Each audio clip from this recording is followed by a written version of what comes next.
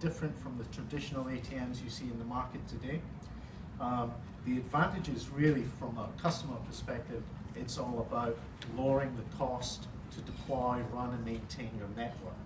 So with Kalpana, the enterprise software, along with the thin client hardware, we've modeled and anticipate TCO savings somewhere between 27 and 40%.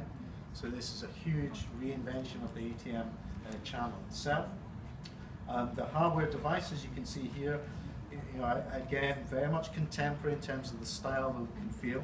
There is no physical EPP on here, and we've moved to what we call an encrypted touchscreen.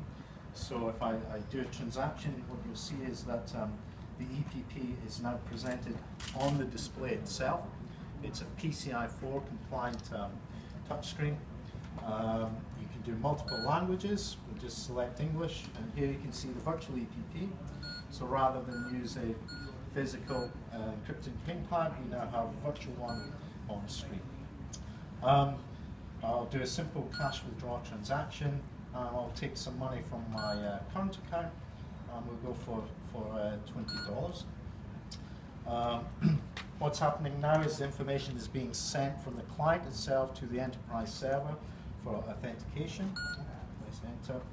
Again, when we talk about the convergence of mobile with physical devices like an ATM, we have an option here to say, send me a receipt to my mobile, whether it's SMS. I could have that receipt emailed as well.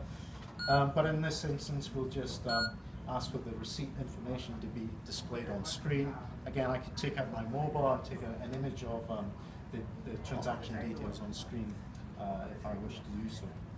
Whilst the transaction is being authorized, what you'll notice here is as the shutter moves up over the card reader, this also provides an additional layer of security and protection.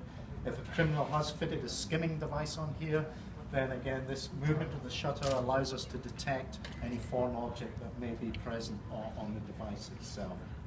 Okay, so we've had a cash withdrawal. My transaction information is now on screen, and a successful transaction.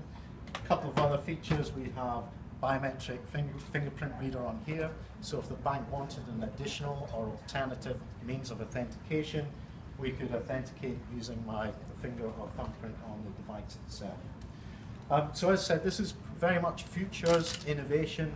We certainly see a growing need or desire from customers to move towards enterprise-based architecture, and along with it, a thin client solution. From a security perspective, this is quite radically different.